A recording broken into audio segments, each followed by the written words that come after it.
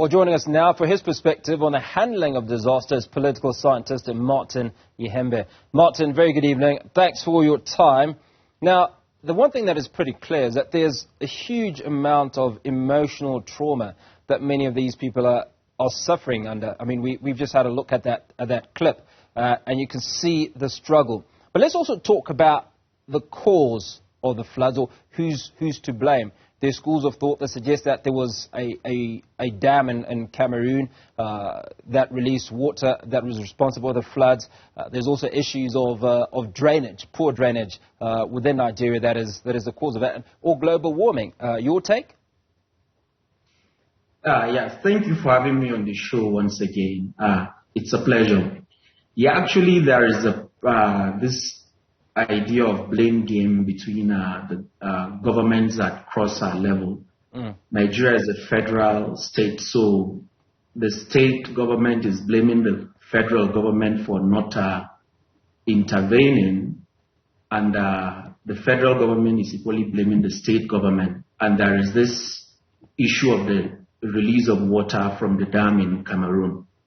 But actually, this is not the first time, the Cameroon thing, though they usually release that water, but there is a problem of the Cameroonian government not informing the Nigerian government, when they want to release the water. So it has impact whenever that is done. But for what we've experienced recently, I think it's far much more than the release of the water from the Cameroonian dam. It has its origin in the lack of defense mechanism in Nigeria to control flooding. And the government at the state level, in my opinion, should take the blame for this, because there is an intervention fund called the Ecological Fund that is given by the federal government, and yearly for the past 10 years, there is budgetary allocation for that. So the state governments down to the local government draw from this fund, but the management of the fund in the area of addressing flood by way of creating, building drainages, so that when we have this kind of situation, the water will have a channel in which it can flow.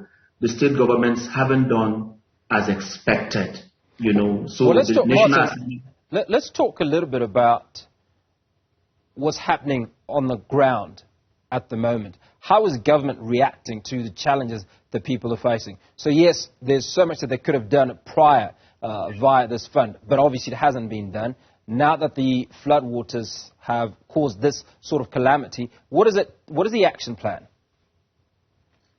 Actually, I wouldn't say the government has done much beyond the blame game. There isn't much. People are complaining. There is the outbreak of diseases, cholera in the northern part of Bay State, Borno, and Adamawa and Yobe.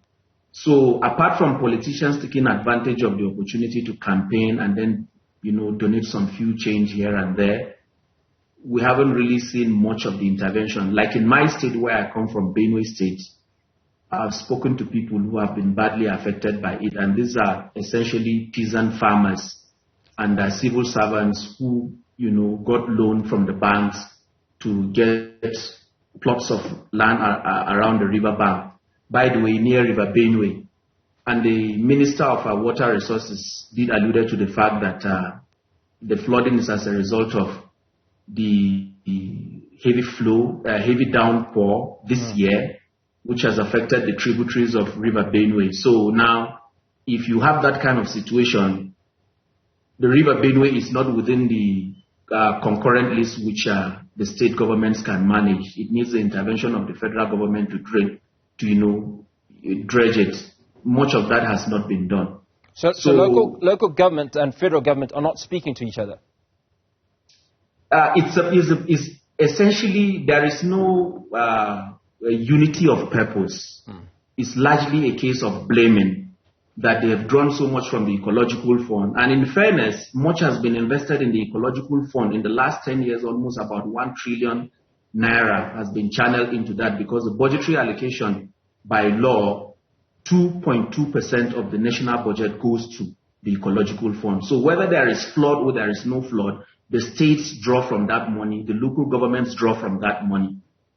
So what have they done? The management, the utilization of the ecological fund has been shrouded in corruption. So currently the National Assembly has set up a committee to investigate, but what can the committee do when, the people are suffering already? Martin, so Nigeria has an election on the horizon. Does this not afford government officials an opportunity to campaign via clearing the Smiths, if you will? So here's the thing. It's politics as usual. I think one of the presidential candidates who took it upon himself to visit the affected states, mainly Benue, Kogi, and of course Taraba. When he visited my state, Benue State, he called on the federal government to intervene on the matter, and he donated about 5 million naira.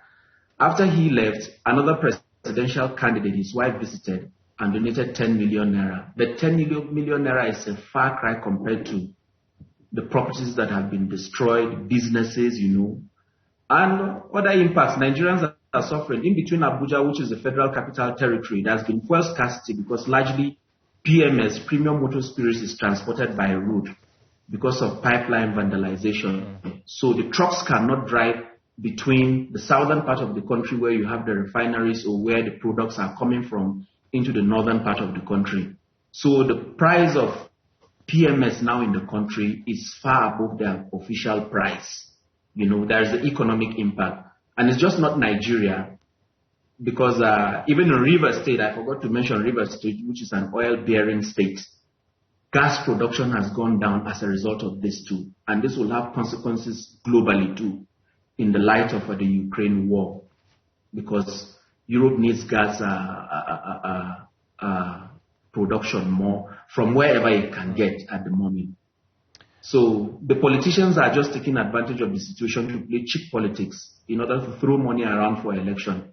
By February, we'll be going in for election. So this should be a serious policy issue that the people who will be giving their votes out to start asking, what are those who are canvassing for their vote going to do in the light of this flood, which has become a new normal, sort of.